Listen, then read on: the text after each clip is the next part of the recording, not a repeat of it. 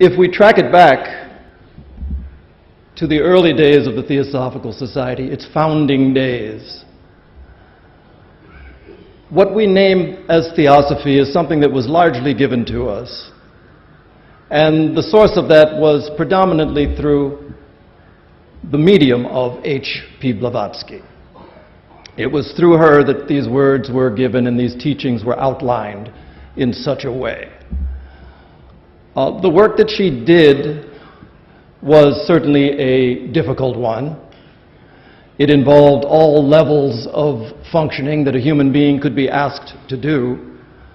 She lived without much ever in the course of her lifetime, without much in the way of riches, and yet she was able to participate in the founding of something which has grown, finds roots in 70 countries of the world, has resources that stretch from financial resources to resources of land to its most important resource, which is 26,000 people who have found some meaning and some value in this thing called theosophy. She was a person who was not suffering from any illusions as far as the acceptance that she would receive for the work that she was doing during her lifetime.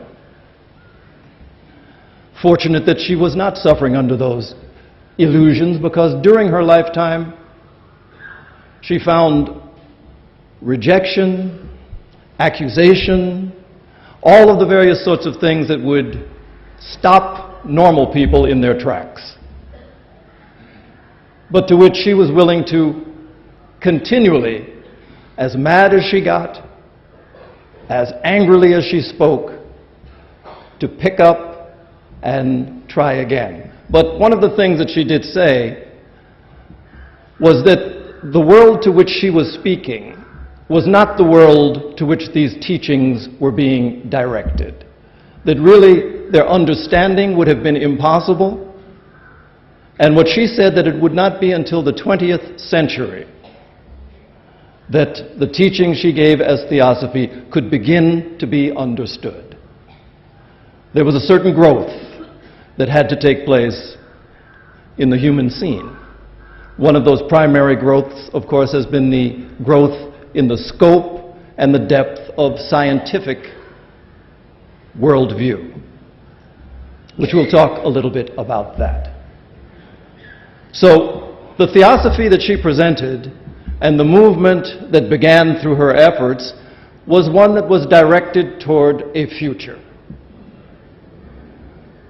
From the indications that I see, and from the world that I find myself looking out on today, I find that in many ways it seems as if that moment is now.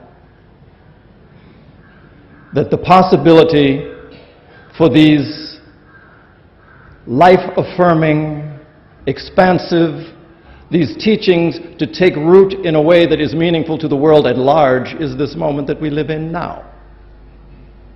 So that's something that perhaps I'd like to explore during our time that we're here together. Right now, there's an expression. It's an African expression, but it's probably something that you find in cultures all around the world. The way that I know it, it says that the disease that is hidden cannot be cured. The disease that is hidden cannot be cured.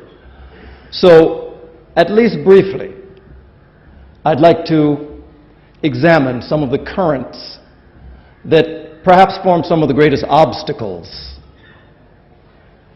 to the full expression of this theosophic worldview.